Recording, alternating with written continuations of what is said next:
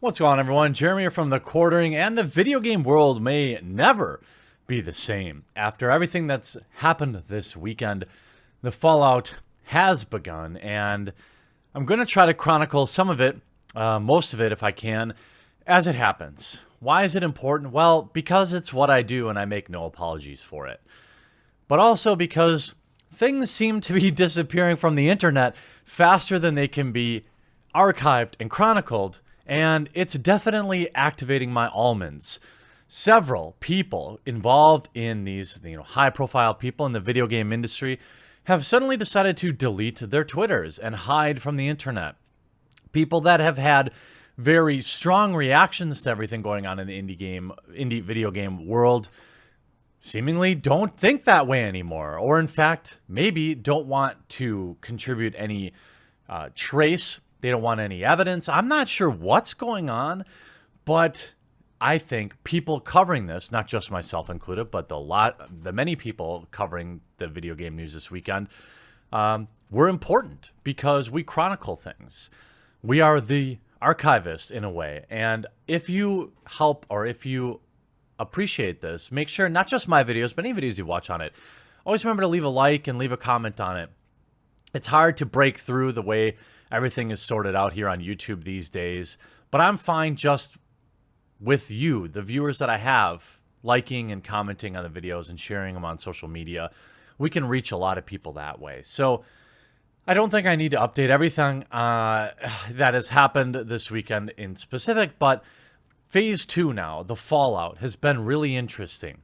You've seen a lot of people and I will abbreviate names here, so if you're not watching and you're just listening, this is a test that I've seen when I've been covering the VM situation in the Dragon Ball community. We've seen lots of people come out, like the infamous AS, saying for PAX West, this week has been tough for many of us out there. Remember that things are available in the Diversity Lounge and available to chat with you about any issues coming up or that you're experiencing while you are here. You aren't alone. Now, anybody else tweeting that, but AS, a fine sentiment, I think. And it's important to remember to not fixate on any one piece of this puzzle, because it's the entire network.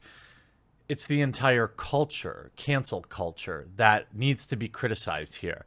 Yes, individual players in this piece or in this game need to be criticized as well.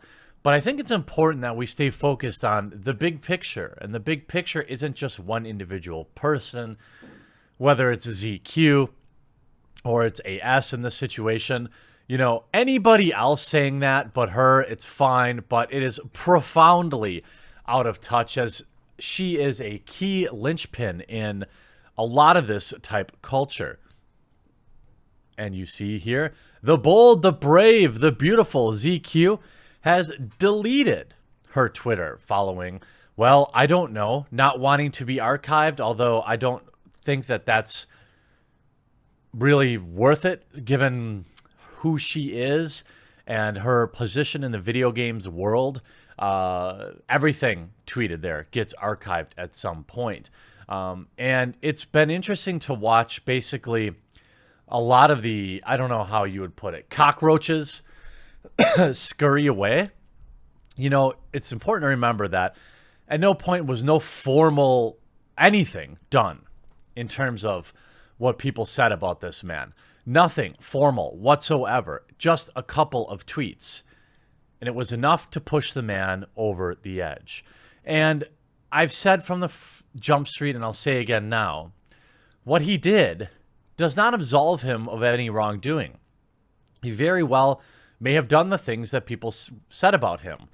But I think it's safe to assume that the reason he did what he did is because he knew he had no future in the video games world. He had no future in the indie game development scene because it's a close-knit community. He knew he would be forever outcast. In fact, his own sister alluded to this in her message that she shared with the internet, and she has since been chased off the internet as well. It's truly sad. Probably just wanted to share the news for people that were maybe worried about him, But as far as I can tell, she was also of the same mindset as a lot of these people. Although I will say that ZQ has not removed her personal Twitter. It remains live and protected. I don't know if she's actively tweeting there. I assume it's just a way for her to communicate with her closest friends and allies. So who knows if it's even used. But as I've said, and I will always remind you, the internet does not forget. Archived links are available of everything that was said. And like I've continued to say now, it's not about any one person. There are people that essentially started this off, that kicked this off, and that would be ZQ. The person who has been a known fibber in the video game world, a known grifter in the video game world, someone that really hasn't produced anything in terms of video games or entertainment and has just absorbed resources, I'll say. A Kickstarter for a $85,000 game, which was voiced by people like Jim Sterling, never happened. No updates existed. A Patreon, which brings in almost $1,500 a month and hasn't been updated in over a year, from what I'm told. This person is a black hole of emotion, a black hole of resources, and adds nothing to the video games industry, in my opinion. How about the original developers? After the initial reports, ZQ promptly deletes her Twitter. But now the Infinite Fall game developers, the ones that separated, that tossed him under the bus, they both deleted their Twitters. Fortunately, archives exist, but this is, Bethany Hockenberry and Scott Benson, they are people that were involved in the game studio that jumped on unprompted. This is the most frustrating thing is you cowards. If you really believe people, if you really stand by your video game companions, your fellow indie game developers, if you really meant what you said, why are you deleting your Twitters? And by the way, they're not really deleting them. They're just deactivating them. That's a common method. People will, they hope, will forget about you. I give it 0% chance that somebody like ZQ just flat out deleted Twitter. No way. It's way too important to her video game development and comic book career, which apparently continues to happen. I don't know why Marvel and DC just want to bring on all that baggage. Well, I guess I absolutely do, but we won't get into that. That has not stopped a cascading, never-ending deluge of bad hot takes in the past 24 hours, which were assembled by, and my apologies, I don't really understand Reddit. I've never really used it, but I want to give credit where credit is due. And they were compiled by somebody. Oh boy. Come on, Boomer. Come on. Come on. No. Well, they were compiled by somebody, and I'll leave a link.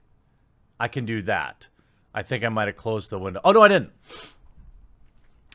Be Volleyball Ready collected a bunch of tweets that I'll go over too. A lot of these are prominent people in the video game industry, so it's interesting to see some of their takes. And it's also interesting to see a lot of the people, and I'm not going to give any attention. See, the thing is, people will call me maybe a farmer of things like this, and maybe I am. But in this particular case, I'm not going to highlight any of the people celebrating what happened this weekend, any of the people supporting what Alec did. Any of the people smearing his name. I don't think that that's doing him any favors. Here we have extremely popular Rami Ismail saying, oh, and let me make this absolutely, this was, by the way, this was shared and liked and retweeted like crazy. Let me make this absolutely clear. every single one of you that decides now is the time to use this news against the brave people stepping forward with trauma, you can absolutely 100% go pound sand, we'll say. It's funny that he's completely unaware of the fact that that's exactly what he's doing. He's using this thing for clout, okay? There was, in my opinion, a very unintelligent person who wrote an entire Medium article about me, which I will probably separate into a second video because it's hilarious, complaining that I made a video about it. A video, by the way, that I did not run ads on in any way, while also writing an article about it. These people have no self-awareness whatsoever.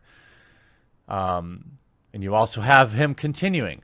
For those of you video game developers who weren't here in 2014, the best strategy is to not engage. Block and report accounts taking advantage of today's news, especially those ending in random numbers created in August. Or you could just, log off Twitter. It's weird how people talk about Twitter like it's an absolute requirement for life. Just log off. Here's another video game hot take. Going to be a horrible day for video game discourse. GGers are going to be out in full force, probably stronger than any other time since 2014. Don't engage. Give them oxygen immediately. Block. My thoughts go out to all the brave people who spoke out and exposed. The thing is, they didn't expose anything. As far as anybody who's looking at this situation in the video game world from a rational perspective, they proved nothing. Their statements were works of fiction. Absolutely no corroborating evidence was shared, put out, other than hashtag believe me. So anybody, and of course my own bias against some of the major players here does make me doubt it. But if they had shared any real evidence or if they'd done anything formal about it, I suppose I wouldn't have a choice but to believe. Then we have Dominic Tarson. Okay, good people. GG are marching again. Sure, they found this true evidence and new reason to battle the same old targets. Either batten down the hatches or get ready to push back. Anyone siding with them will be yeeted into the sun. You sound like somebody who doesn't really understand what yeeted means. Then you go, I already see a couple of big YouTube poosters, that's me, I assume, beating the war drum and getting the troops in line. Anything you can do to disrupt that if you have the capacity to do relatively safely and just be ready for weeks of baloney. What do you mean to disrupt that? Do you mean are you telling people, is this some sort of coded message to tell people to, I don't know, falsely target people's videos? I mean, that would be something that maybe would be interpreted by that. And again, I know I will garner a lot of their attention given the size of the channel. So I will continue to reiterate, please do not engage with any of these people. My entire goal here is to simply archive it. I don't want to interact with any of these people. That's why I archive. You don't see me really, engaging directly with anybody. Now, this article, which I'll do later today or Monday, will be more of a direct, because it just says some just incorrect things about the video game community, myself and my fellow YouTubers. Then we have Vaush. I'm already seeing a ton of backlash against ZQ. Now that her, bad guy, cut it out. How he responds to this behavior being made public is not the victim's responsibility. Can't imagine what ZQ is going through right now. I mean, what? Again, can you say that ZQ, would I go as far as to say that she is directly responsible for what this fellow video game developer did to himself? No, I wouldn't.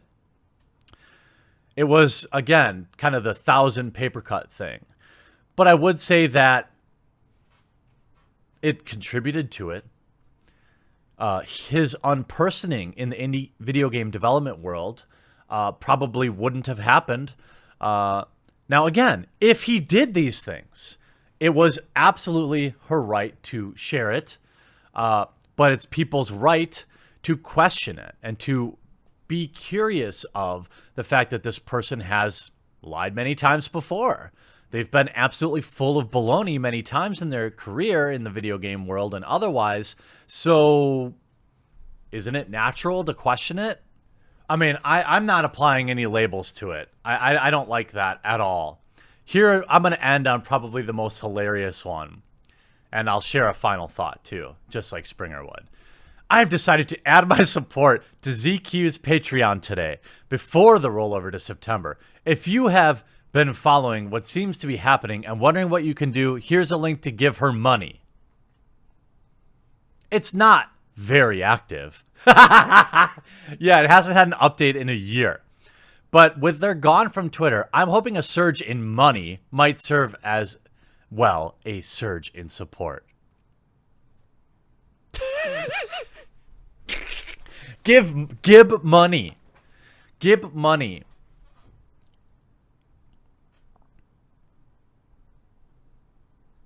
Give money to ZQ.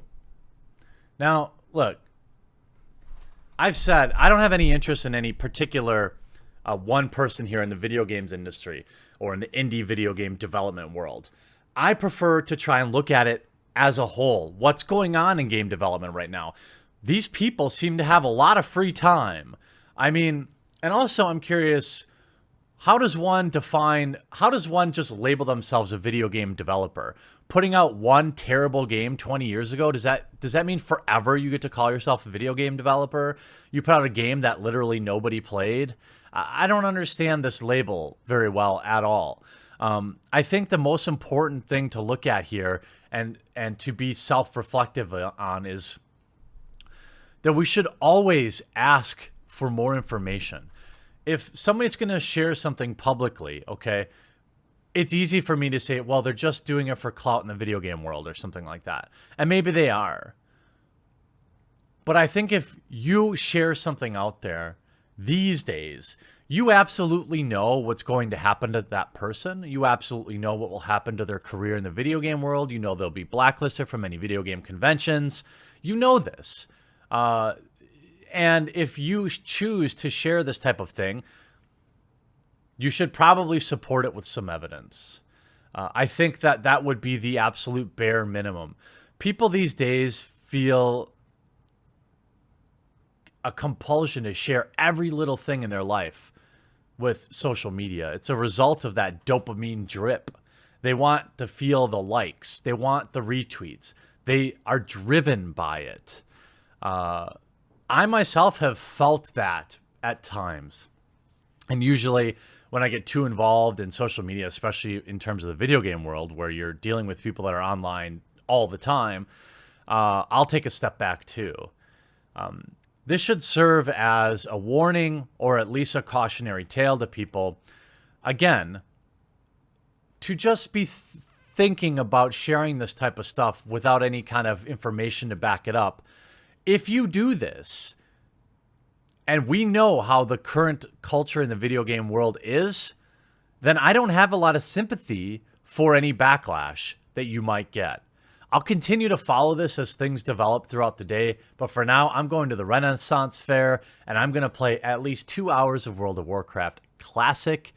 I'm out on the frozen lake right now, harvesting boars, so I can get that sweet, I think, level 11. I'm only on level 11. Man, leveling in Classic is slow.